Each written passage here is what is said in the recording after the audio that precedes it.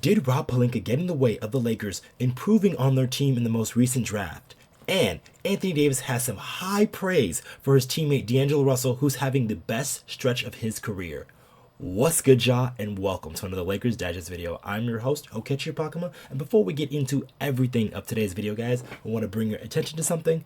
There is 80% of you guys who have recently watched our videos who are not subscribed to the channel just yet, and if you guys want more of that Laker news, Laker reactions, trade rumors, game recaps, just every and all things LA Lakers, you guys want to come right here to Lakers Digest so you guys do not miss a moment.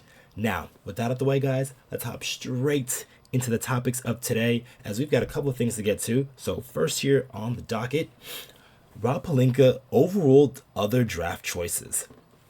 So the Lakers, who have been pretty decent, who have a pretty decent track record of their most recent draft picks, just to name a few, guys like Jordan Clarkson, Julius Randle, Larry Nance Jr., Josh Hart, and just to go down the list, even the undrafted players like Alex Caruso and our beloved Austin Reaves. All of these guys have been recent selections of the Lakers scouting department, and they've done a pretty good job of developing these players and having them have helpful and good NBA careers.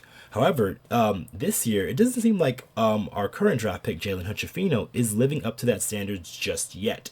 But that could be because of Rob Pelinka, who did have the final say of things when it came down to it on draft day. Now, obviously, I have to say that Rob Pelinka is the general manager, and like any other NBA team, the general manager generally has the final say on what happens on draft day. But it's very adamant that there are some people within the Lakers who did not agree with this selection. So according to one of the Lakers insiders, Anthony Irwin, so he said this, or he posted this in an article. This was said by somebody close to the team. He said, another particular sour note for fans this season has been the success of prospects drafted immediately after Hood-Schifino, Irwin wrote. And then Jaime Jaquez Jr. has been great for Miami Heat. Brandon Podminsky has been an impact player for the Golden State Warriors. Cam Whitmore is averaging double digits this season. All three were available to the Lakers when Hood-Schifino was selected.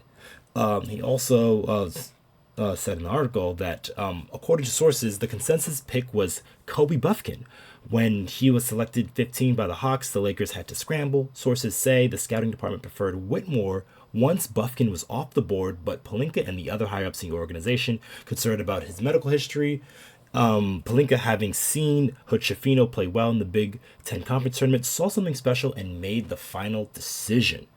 So that was kind of what transpired a little bit of what happened on draft day, and the Lakers, who were preferred to choose Kobe Buffkin, who ended up going 15 overall to the Atlanta Hawks. So they had to choose between the other couple of players, and some of the players that I named also, like Podminsky, Jaime Jaquez, and Cam Whitmore, which seems to be what the Lakers scouting department wanted to take, but they were concerned about his injury history, which does make a little bit of sense just because of the injury history the Lakers have been dealing with the past couple of seasons. And then that's something you don't want to draft in a young player. And then also Rob Pelinka seeing Jalen Hood-Schifino play live might have affected his decision as well. So that's why the Lakers went with him over Cam Whitmore or maybe some of these other guys.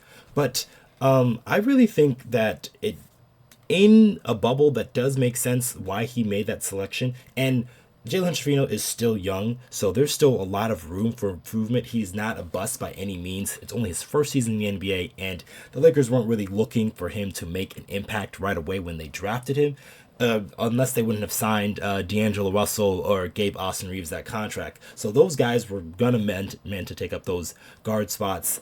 So Hood-Schifino was probably going to grow and probably get into something or become something bigger down the line. So the Lakers are kind of drafting more on potential, where they were drafting on ready now talent guys to help them out, which would make more sense on a team with LeBron James and Anthony Davis, where you're trying to win right away. So the Lakers choosing to go the other route, the prospect growing route, then they are going with getting the more ready now player, it may have rubbed some Laker fans the wrong way, especially when you see all these other guys playing well. Guys like Cam Whitmore, who has really been on a hot streak for the Houston Rockets, and then Brandon Podmitsky, who's now starting for the Golden State Warriors, and then Jaime Jaquez Jr., who really is showing out. He's probably going to be a first-team all-rookie player, and he's been doing a lot of things for the Miami Heat, not only closing games for them, but being a guy that is going to create offense for them and just do a lot of things for that team that is going to be very playoff ready when it comes down to it. So all of those guys were available to the Lakers, but we decided to go with the more prospect route. So I'm willing to wait on Jalen Hood-Schifino. He is a big point guard that is kind of hard to find. 6'6", very good size, but it is hard to not look at these other guys and wonder what could be having them on the team, because a guy like I'm all for seeing guys play well and do things in different situations, but it is also a different situation. Each of these guys, if they were in the Lakers situation, maybe they don't play as well. So a guy like Jaime Jaquez Jr., he kind of came into playing time but behind Jimmy Butler, the Miami Heat don't really have a ton of forwards that they trusted right off the bat. To the beginning of that season. And then also a guy like Cam Whitmore, who a lot of people saw as a prospect, but he had very good NBA size and was very ready. He's playing a lot for the Houston Rockets team, but that's a team that hasn't really had much good forwards in the past couple of seasons here. And I think Jae'Sean Tate has been one of the better forwards on the roster, and it wasn't until they signed Dillon Brooks, who is more of a two guard than he is a small forward or a power forward. So I don't know if Cam Whitmore would have really done well in this role. And then Brandon Podmitsky, though, that might be the turning point for me, because he kind of did seem like he was more of an NBA ready guy and then could have helped the team, but also helped the Lakers down the line, as he's a guy who's a combo guard, was a very good rebounder. That's what I really liked about Podmitsky, because he was the guy who really got after it on the boards, which is something where the Lakers really struggle with. And then his ability to hit shots too was very appealing. So, and he was a 4-year college guy, so he's the guy who has been well coached and has been through the system and kind of knows how to adapt a little bit more than a guy like a Hood-Schifino, who has been more of a prospect or been the main guy on his team and hasn't really learned to work with a team setting just yet.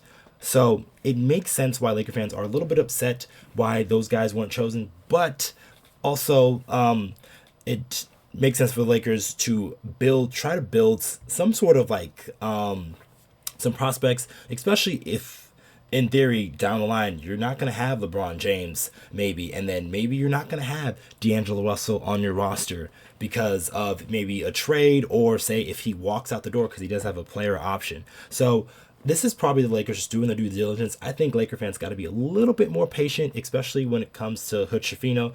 He is a young guy. I don't think he's over 20 just yet, or he must have just turned 20. So he's still very young in the NBA, and he still has a lot to learn. So let's give him a couple years and see what he is down the line, and then I think we can make that final decision on what type of player he is. But on to my next topic here, and that is AD has high praise for D'Lo. So D'Angelo Russell has been playing probably the best basketball of his career in this most recent stretch, and Anthony Davis was asked about it after the Atlanta Hawks game, and then this is what he said a little bit about D'Angelo Russell and how he's ever so close to breaking the Lakers all-time 3-point single season record. So this is what AD said about D'Angelo Russell, and he said, "Phenomenal. Obviously, he can score at will. His shooting ability has been great for us all season. He can get hot any minute. I told him he could have broke it if he didn't have a bad three. He shot, I think, started the fourth. He just threw it up there, and he said, I know. But he's been able to get it going, fill up the stat sheet with his scoring. It's been big for him. A big thing for us as a team. Obviously, there has been a lot going around D'Lo, and just being able to do that and embrace him, and he sees that and feels that love, and it's good for him, and he's for sure gonna break it on Friday." And what Anthony Davis is kind of alluding there to is the record, as D'Angelo Russell only needs one three-pointer to become the Lakers' all-time three-point single-season leader. So Anthony Davis kind of summed it up well. Like, he has been a force for the Los Angeles Lakers, while a lot of things have been kind of like in flux, whether it's the rotations or maybe even some of the role players not being super healthy.